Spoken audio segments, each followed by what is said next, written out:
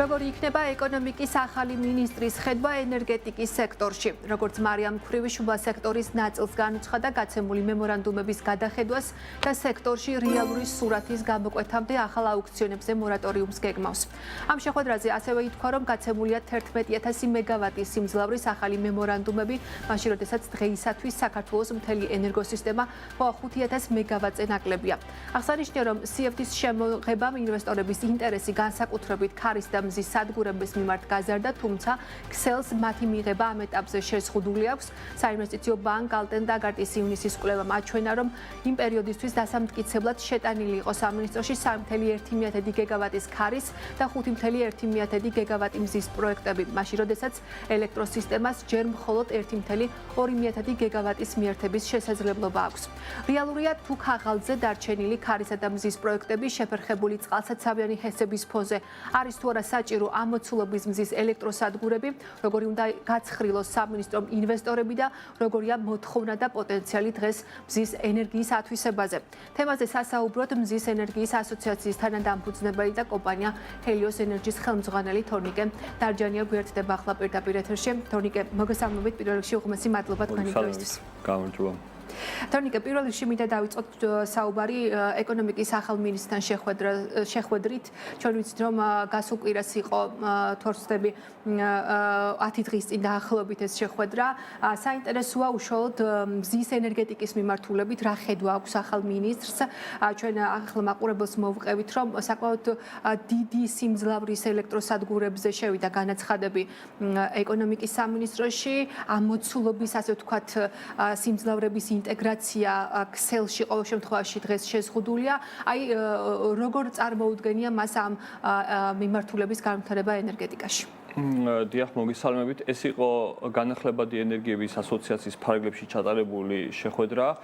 ერთი აუცილებლად უნდა ვთქვათ ის, რომ დაპირება მივიღეთ, თვითონ ეს შეხვედრა იყო პოზიტიური და ამასთანავე დაპირება მივიღეთ, რომ თვითონ სამინისტრო და მათ შორის ენერგეტიკის მიმართულებით თანაშრომლები ინტენსიურად იმუშავებენ ასოციაციების და ზოგადად ჩვენთან, რომ ეს გამოწვევები რაც არის დღეს, ეს ერთობლივად იქნეს დაძრეული. ეს ძალიან პოზიტიურია, თავიდანვე მინდა ვახსენო.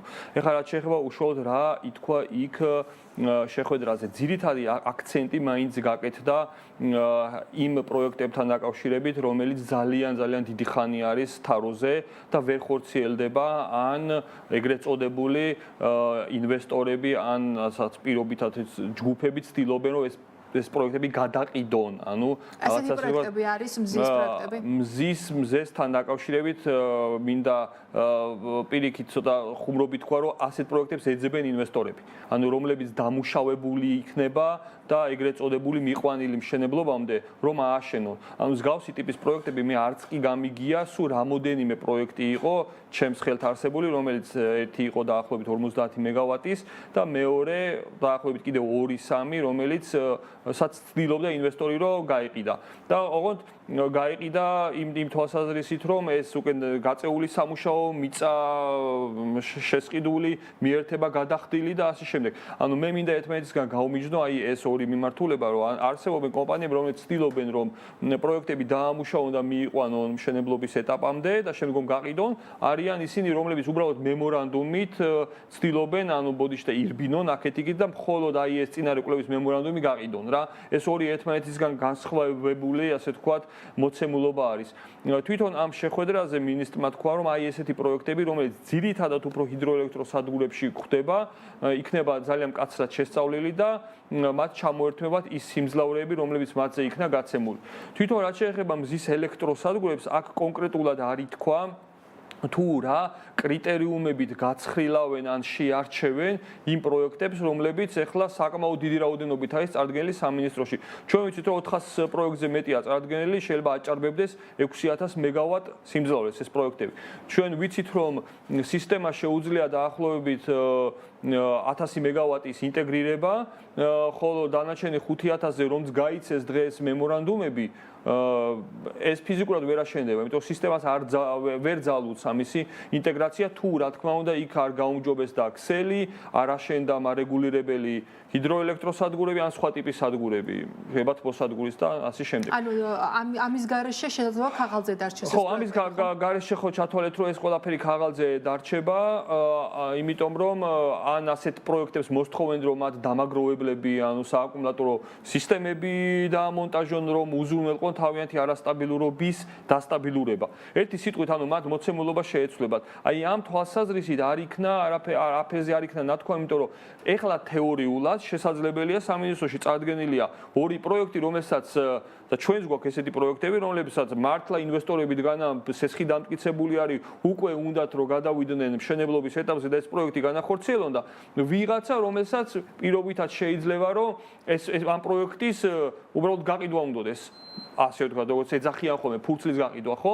ამიტომ ამორის ერთმანეთისგან გამიჯვნას რანაირად გააკეთებს სამინისტრო, ამისი კრიტერიუმები არ არსებობს. იქ გასაგებია ჰესებში, რომ 3-4 წელი ეს პროექტი ახორციელდება და ვადების გადავადება და გადავადება ხდება და ასე შემდეგ. იქ გასაგებია კრიტერიუმი მარტივი არის, იმიტომ რომ ვერ ააშენა, უკვე ვადები დარღვეულია და მათ ეს ჩამოერთმევათ, მაგრამ რას უპირებთ 400 განაცხადს რა? ანუ ამ 400 განაცხადს, რომელიც ეხლა ელოდება პასუხს. ანუ ჩვენ ყავს ინვესტორები, მათ შორის რამოდენიმე პროექტიც უშუალოდ ჩვენი არის, რაზეც ველოდებით პასუხს სამინისტროდან. ანუ ჯერ არ იცით რამდენ მემორანდუმზე აქვს თანხმობა გაცემული, უბრალოდ განაცხადზე ჩვენ არ გვაქვს ეხლა, არ გვაქვს ეხლა ინფორმაცია მთელ რიგ პროექტებზე პასუხი, რომ ანუ ჩვენი მხრიდან ეს პროექტები ხელმოწერილია და წარდგენილია მთავრობაზე, მაგრამ მთავრობის მხრიდან ეს არ არის ჯერჯერობით მოწონებული. ანუ წინ კვლევის ეტაპზე გადასასვლელი მემორანდუმი ხელმოწერილი არ არის ძალიან ბევრ პროექტში. და ეს ინვესტორები ელოდებიან და ანუ ველოდებით ასევე პასუხს სამინისტროს მხრიდან აი ამ დანარჩენ, ასე ვთქვათ, პროექტებთან დაკავშირებით თუ რა იქნება. როგორ შეირჩევა ეს პროექტები, ჩემთვის საკმაოდ რთულია. აი თორემ ეს ბუნდოვანება ამ შემთხვევაში რამდენად აფერხებს ინვესტორებს. ახლა როგორც ამბობ, ძალიან ბევრი ინვესტორი არის მოლოდინის რეჟიმში, ხო? აი ეს განჭვეტადობა სექტორში ამ ბუნდოვანებიდან გამომდინარე, ალბათ ესე არ არის, არ იკვეთება და აი როგორია ინვესტორების განწყობები აქედან გამომდინარე. ბევრი პირდაპირ გეუბნებით, რომ ანუ პირდაპირ თანხას კარგავს, იმიტომ რომ სესხი აქვს დამტკიცებული, ბევრს გარანტია აქვს წარდგენილი. გარანტია არის აუცილებელი, რომ წარადგინოს როკლევით მემორანდუმი მიიღოს და შესაბამისად ანუ რაღაცები შეიძლება გაიაბდეს, მაგრამ ბოლო ტენდენციით ანუ მზის ელექტროსადგურებზე გვისაუბრია ამაზე, რომ ფასების დინამიკა როგორ არის, ხო? ბოლო პერიოდში არის გაიაფებული, ეხლა მზის პანელები და ძალიან ასე ვთქვათ, ტენდენციურად შეიძლება გაძვირდეს, ანუ მოგდის ასე ვთქვათ ინფორმაცია სხვადასხვა წყაროები და მათ შორის წარმოებიდან შეიძლება გაძვირდეს 10-15%-ით. შესაბამისად წარმოიდგინეთ, რომ ვიღაცას დღეს უნდა განახორციელოს პროექტი, ამას თუ განახორციელებს ხვალ 15% მზის პანელი გაუძვირდება. აი მარტივი მაგალითი იმისა, თუ როგორ შეიძლება ასე ვთქვათ, რომ თუ რა ზიანი ადგება ამ კუთხით სეგმენტს. კი ბატონო თორნიკე, ზოგადად როგორია მოთხოვნა ამ ასე ვთქვათ მზის ამ კონკრეტულ შემთხვევაში მზის ენერგიის ათვისების მხრივ, ასევე საინტერესოა თქვენ ერთ-ერთი მსხვილი მოთამაშე ხართ ამ ბაზრის ჰელიოს ენერგიის გულისხმობ. საერთო ჯამში თქვენს პორტფელში რამდენია ეს დადგმული სიმძლავრე, რომელიც უკვე ააშენეთ და უკვე ფუნქციონირებს და გაშვებულია ეს სადგურები და ასევე საინტერესოა ბიზნესი რამდენად არის აქტიური და ვინ არიან თქვენი მთავარი დამკვეთები?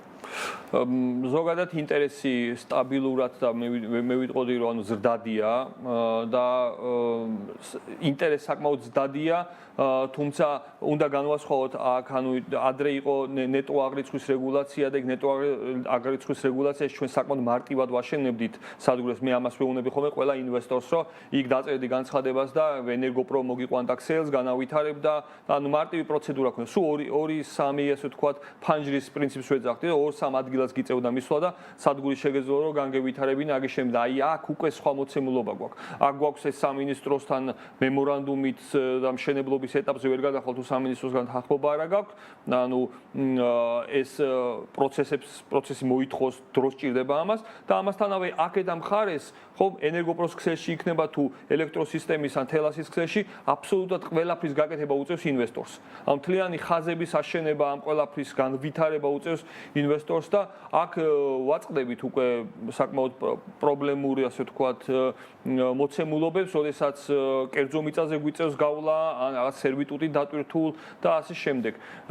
გამოწვევებით არის სავსე, ესე მარტივი არ არის, როგორც ნეტო აღრიცხვა შემოძებში. დინამიკა, რაც ჩვენ ქონდა ნეტო აღრიცხვაში, ეს ვერ შენარჩუნდება ამ მცირე სადგურების მშენებლობის დროს. იმიტომ რომ ჩვენი გათვლებით, თუ ნეტო აღრიცხვის 500 კილოვატის სიმძლავრის სადგურს ავაშენებდით პირობითად ვიძახი 3 თვეში, ამ შემთხვევაში შეიძლება 1 წელიც კი დაჭირდეს ამას მთელი პროცედურების და შეთანხმებების გავლით. ასე რომ ინვესტორების ინტერესი მზარდი არის, თუმცა აი ამ პროცესებს ახლავს ცოტა იმედგაცრუება, იმიტომ რომ ძის ელექტროსადგურის მშენებლობა მარტივია, სწრაფად შენდება, მაგრამ პროცედურები არის, ასე ვთქვათ, რთული ამ პროცესების გავლა. პორტფოლში რა პროექტები შედის, თორნიკე, საინტერესოა მსხვილი ბიზნესიც რამდენად აქტიურია ამ პროცესში და იყო ყოველ შემთხვევაში აქამდე.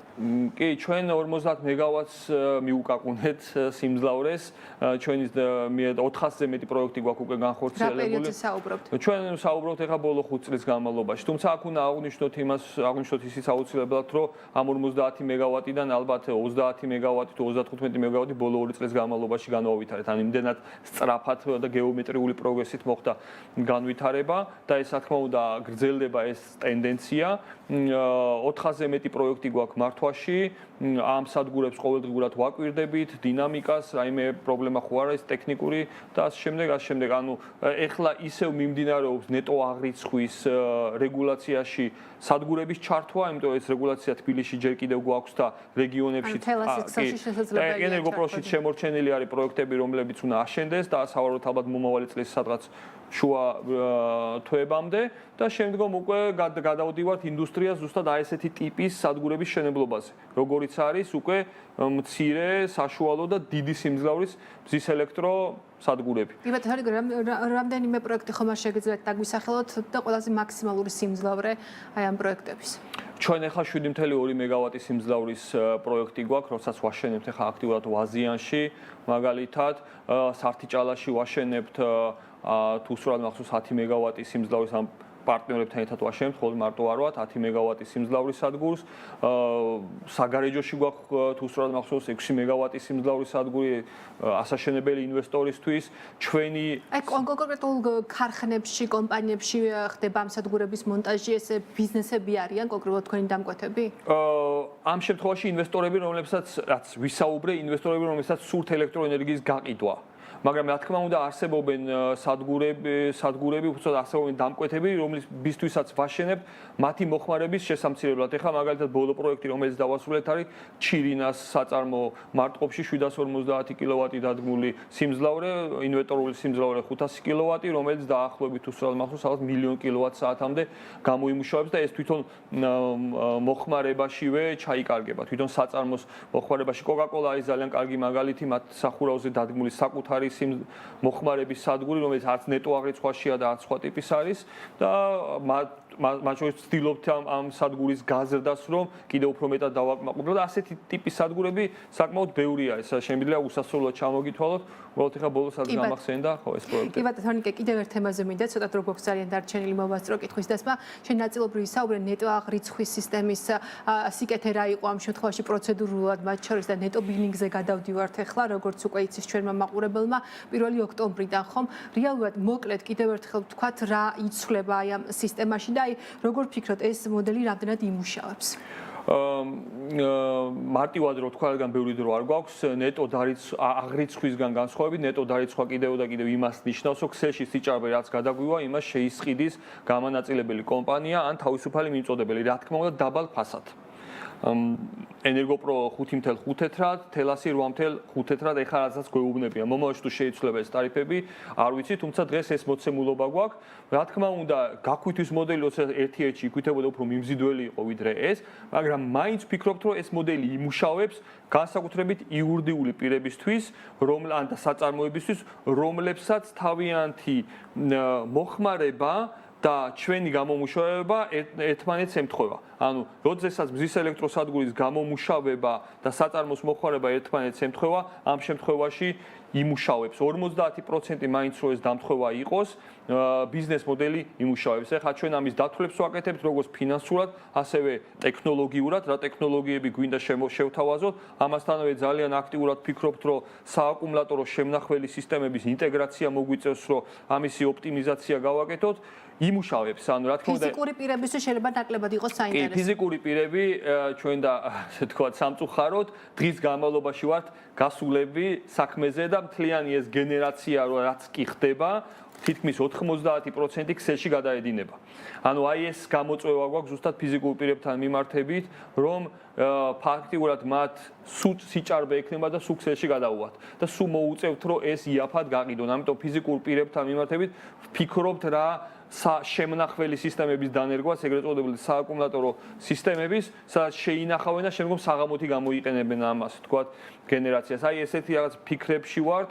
ალბათ პრაქტიკა უფრო გამოაჩენს. ხო, პრაქტიკა გამოაჩენს 1 ოქტომბრიდან ეს რეგულაცია ძალაში შევა და უკვე შესაძლებლობა ექნებათ მომხმარებლებს რომ ჩაერთონ და ჩვენც რა თქმა უნდა ამ ბაზრისთვის ვემზადებით რომ შევთავაზოთ ის ტექნოლოგიები, ის პროცესები, ამასთანავე დაპროექტების ნაწილშიც რთულდება პროცესი, იმიტომ რომ ჩვენ მოხმარებას ვეცდებით რომ მოვერგოთ მაქსიმალურად ჩვენი გენერაცია მოხმარებას მოვერგოთ, თუმცა მე ვფიქრობ რომ რაღაცა გამოვიყვანთ უფრო სწორად. ნახოთ, გამოვა ალბათ. თორნიკე, უღმესი მადლობა, როგორც ყოველთვის ესე დეტალურად ჩაგვაყენეს საქმის კურსში რა ხდება მოკლედ ამ სექტორში. მადლობა კიდევ ერთხელ თორნიკე დარჯანიას, ის მზის ენერგიის ასოციაციის თანადამფუძნებელი და ასევე კომპანია ჰელიოს ენერჯის ხელმძღვანელია.